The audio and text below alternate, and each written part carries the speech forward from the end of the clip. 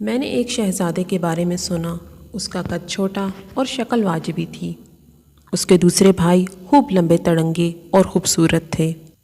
ایک مرتبہ اس کے باپ نے اسے ناپسندیدگی اور حقارت کے ساتھ دیکھا۔ شہزادے نے اپنی عقل اور دانائی سے اس بات کو بھانپ لیا۔ وہ بولا، اے والد گرامی، چھوٹے قد والا دانا اچھا ہے یا لمبا تڑنگا بے وقوف؟ ضروری نہیں کہ جو چیز قد کاٹ میں بڑی ہو قدر و قیمت میں بھی زیادہ ہو۔ بکری چھوٹی ہے مگر پاکیزہ و حلال ہے، جبکہ ہاتھی بڑا ہے مگر مردار ہے۔ کوہ طور دنیا کے پہاڑوں میں سب سے چھوٹا ہے، مگر اللہ کے ہاں اس کی قدر و منزلت سب سے زیادہ ہے۔ تم نے لاغر مگر دانا کے بارے میں سنا ہوگا۔ ایک بار اس نے موٹے مگر بے وقوف سے کہا، عربی گھوڑا خواہ ضعیف ہی ہو، گدھوں کے ریوڑ سے پھر بھی اچھا ہوتا ہے۔ باپ یعنی بادشاہ یہ سن کر ہنس دیا اور اس کے درباریوں کو یہ بات اچھی لگی، مگر اس کے بھائی دل ہی دل میں رنجیدہ ہوئے۔ جب تک کوئی بات نہ کرے اس کے عیب و ہنر چھپے رہتے ہیں۔ کسی جنگل کو خالی نہ سمجھو، شاید وہاں کوئی چیتا سو رہا ہو۔ کہا جاتا ہے کہ اس دوران میں ملک پر ایک سخت دشمن نے حملہ کر دیا۔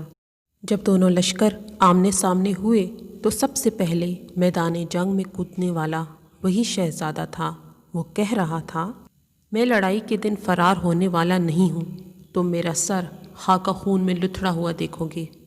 میں جنگ میں اپنی جان کی بازی لگاتا ہوں اور بھاگنے والا اپنے ہی لشکر کے خون سے کھیلتا ہے۔ شہزادہ یہ بولا اور دشمن کی فوج پر ٹوٹ پڑا۔ اس نے دشمن کے چند تجربہ کار سپاہی مار ڈالے۔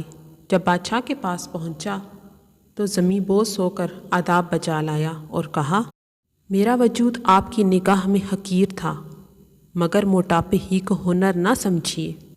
جنگ میں چست گھوڑا ہی کام آتا ہے، نہ کہ موٹی تازی گائے۔ کہا جاتا ہے کہ دشمن کی فوج زیادہ تھی جبکہ ان کی کم تھی۔ ان میں سے ایک گروہ نے بھاگنے کا ارادہ کیا۔ شہزادے نے نعرہ مارا اور کہا، اے جوانوں، ہمت دکھاؤ یا پھر عورتوں کا لباس پہن لو۔ اس کے یہ کہنے سے سواروں کی ہمت بندھی اور وہ یکدم اکٹھے دشمن پر ٹوٹ پڑے۔ میں نے سنا ہے کہ انہوں نے اسی دن دشمن پر فتح حاصل کر لی۔ بادشاہ نے شہزادے کی آنکھوں اور ماتھے کو بوسہ دیا اور اسے اپنے سینے سے لگایا۔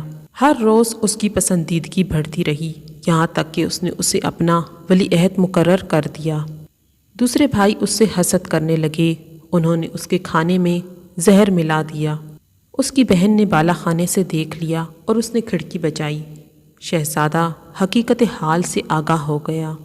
اس نے کھانے سے ہاتھ کھینچ لیا اور بولا، یہ ناممکن ہے کہ لائق مر جائیں اور نالائق ان کی جگہ لے لیں۔ کوئی الو کے سائے میں نہیں آتا، خواہ دنیا سے ہما معدوم ہو جائیں۔ بادشاہ کو اس صورتحال کا پتہ چل گیا۔ اس نے اس کے بھائیوں کو بلا کر ان کو سمجھایا۔ اس کے بعد ان سب کے لیے ملک کے مختلف علاقے متعین کر دیے۔ یوں فتنہ دب گیا اور جھگڑا ختم ہو گیا۔